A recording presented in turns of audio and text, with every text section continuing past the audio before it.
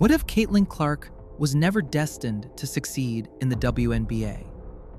What if her rise was challenged not only by defenders on the court, but also by far larger, hidden, and powerful forces operating behind the curtains, determined to stop her from shining brightly as the star she was born to be? All of this is changing right now, and the truth is being revealed. Everything begins with one unquestionable voice, that of Sue Bird.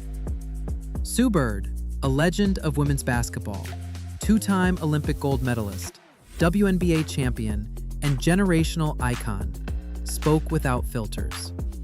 On June 27th, on her podcast Bird's Eye View, she launched a direct and forceful denunciation of the unjustified abuse Clark is receiving.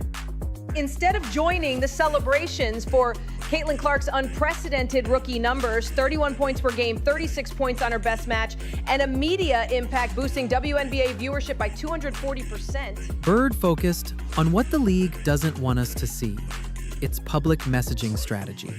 Crafted behind closed doors, designed to minimize her spotlight and manage fan perception through selective talking points and controlled narratives. She exposed how internal memos circulated, labeling Clark's supporters as at issue, branding them rookie fans and over-enthusiasts, and advising television commentators to downplay the spotlight on the guard, dampening both media attention and the rapidly growing public excitement growing around the player. Bird quoted those documents word for word and argued that this attitude marked a radical break from the supportive culture she experienced as a rookie in 2002, when recognition was genuine and not micromanaged from an office. Even worse, she revealed, senior league officials were not merely trying to steer the narrative, they were actively plotting in strategy sessions and email chains to inject manufactured controversy around Clark at every turn. The question left Bird speechless, comparing the open celebration past rookies such as Diana Taurasi enjoyed with the measured, manipulative treatment Clark gets today. Bird claimed these moves were no isolated mistakes, but a systematic effort to rein in the meteoric rise of the generation's most promising player. Her tone, until then reflective, turned urgent and almost fully accusatory by the end. This was no public relations blunder. It was a deliberate strategy of suppression. Proof surfaced on the hardwood almost immediately.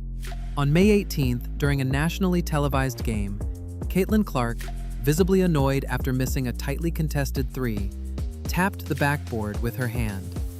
The whistle blew, an instant technical foul. No warning, no prior leeway, just an abrupt, decisive reaction. National commentators were stunned by the harsh penalty given. By contrast, on April 12th, veteran Diana Taurasi screamed at the referee, threw her warm-up jacket to the floor, and unleashed a string of insults. The outcome? A casual chat. No technical, no suspension. That unequal treatment didn't go unnoticed. Over the following weeks, social media filled with mashups showing Clark absorbing hits and shoves on drives of the basket, while officials let play continue without calling a single foul. One glaring example of the punishment Clark endures came in Game 7 of the season. On an off-ball screen, she was stripped clean, yet officials swallowed the whistle. 2 nights later, a nearly identical play by a seasoned veteran drew an immediate flagrant foul. Beat writers, after speaking with referees under strict anonymity, discovered the league had circulated internal memos instructing crews to enforce rules more harshly against rookies. If you have watched this far, hit subscribe and tell us if your opinion on the referees. By the All-Star break, the pattern was undeniable. Every burst of brilliance from Clark was followed by some controversial whistle. Social feeds overflowed with side-by-side clips showing ignored hacks and over-the-top technicals. Even national studio hosts began wondering aloud whether the officials were following ordinary protocol or marching to directives straight from league headquarters. Then, on June 10th, a CNBC interview changed everything. Commissioner Kathy Engelbert, in a high-profile conversation, unveiled her plan to market the Clark Angel Reese showdown, a blunt, white versus black storyline. She praised the contrast between Clark's surgical accuracy and Reese's ferocious rebounding, explicitly citing skin tone as the commercial hook. Behind the curtain, a leaked document titled Racial Arc Narrative Guide outlines social media tactics, split-screen graphics, captions like ice versus grit, and repeated references to the rookie versus veteran racial angle. Reaction came instantly.